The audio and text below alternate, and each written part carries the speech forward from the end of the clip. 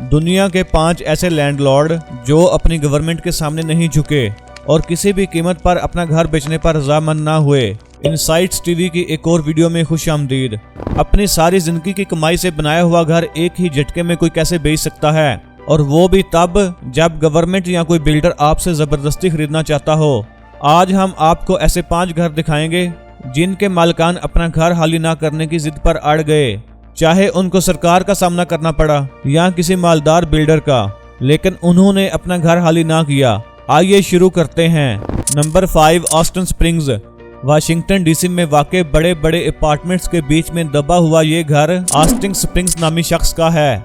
1980 में जब इस जगह पर बिल्डिंग्स बनने का आगाज हुआ तो कई लैंडलॉर्ड्स ने बिल्डर्स को अपनी जमीन या घर बेच दिया, लेकिन ऑस्टिन स्प्रिंग्स ने बेचने से साफ इनकार कर दिया। ऑस्टिन का मानना था कि बिल्डर्स इसकी जगह की सही कीमत नहीं लगा रहे।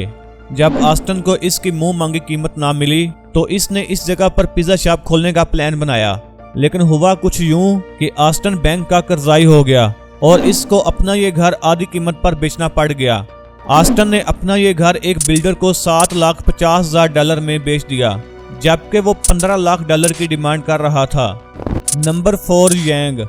पहली बार देखने से ऐसा लगता है कि शायद यहाँ पे जंजला आया है, लेकिन इस 3 मंजिला इमारत के मालिक यांग ने इसको बेचने से साफ इनकार कर दिया था। चाइना की बढ़ती हुई आबादी के पेश नज़र जिस जगह ये घर मौजूद था वहाँ चाइनीज गवर्नमेंट को एक हाई टेक इंडस्ट्रियल पार्क बनाना था। यांग के पड़ोसियों ने तो गवर्नमेंट के आगे हार मान ली, लेकिन यांग चाइनीज गवर्नमेंट को कोर्ट ले गया। सरकारी बिल्डर्स ने यांग के घर के पानी की सप्लाई, गैस और बिजली का कनेक्शन तक काट दिया। यांग को पानी भरने के लिए 1 किलोमीटर दूर जाना पड़ता और रात को मोमबत्ती की रोशनी में गुजारा करना पड़ता, और आखिरकार 2 साल केस लड़ने के बाद कोर्ट ने यांग के हक में फैसला दे दिया। Number 3, Edith Mayfield house. Washington में एक छोटा सा शहर जिसका नाम है सीटर, वहाँ मौजूद है एक शॉपिंग मॉल जिसमें एक अजीबोगरीब सा सराख नजर आता है, लेकिन करीब जाकर देखें तो पता चलता है कि ये मॉल एक छोटे से घर के इर्द गिर्द बना हुआ है। ये बात है 2006 की। हुआ कुछ यूं था कि इस घर में एक 84 साल की खतून अकेली रहती थी जिसका नाम मेजफील्ड था। इस वक्त इसके इर्द गिर्द चंद घर बने हुए थे और बाकी सारी जगह खाली होती थी। जब ये जगह कमर्शियल हुई तो बिल्डर्स ने यहाँ पे शॉपिंग मॉल बनाने का सोचा।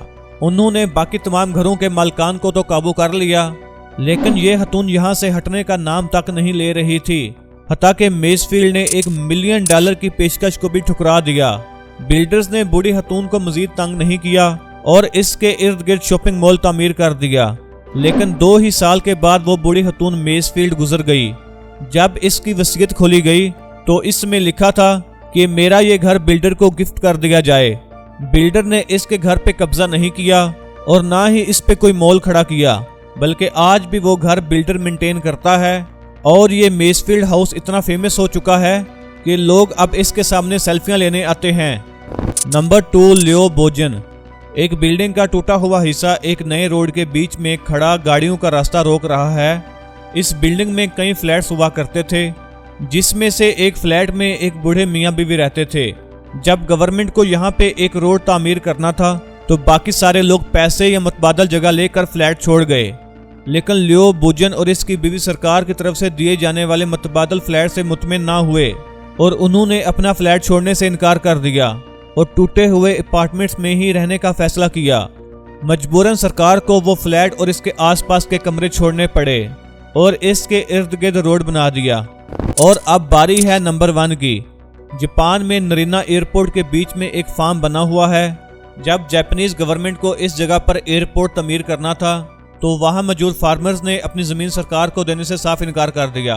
कई फार्मर्स आपस में मिल गए और काफी एहतजाज भी हुआ और कोर्ट में लंबे लंबे केसेस भी चले। आखिरकार फार्मर्स के हक में फैसला आ गया और सरकार को मजबूरन एयरपोर्ट का सिर्फ एक ही रनवे बनाने की इजाजत मिली। फार्मर्स आज भी वहां ठीक एयरपोर्ट के बीच में अपने घरों में रहते हैं। इनके घर की खिड़की या इनके फार्म पे खड़े होके ऐसा लगता है कि वहां रनवे पे खड़े हैं। नाजरीन, ये हैं वो कंट्रीज जहां की कौमें जिंदा दिल हैं और अदलिया इंसाफ पसंद। अगर आपको हमारी ये वीडियो अच्छी लगी है तो इस वीडियो को ज़्यादा से ज़्यादा लाइक और शेयर करें और हमारे चैनल को सब्सक्राइब करें। मिलते हैं अगली वीडियो में। अल्लाह हाफिज़।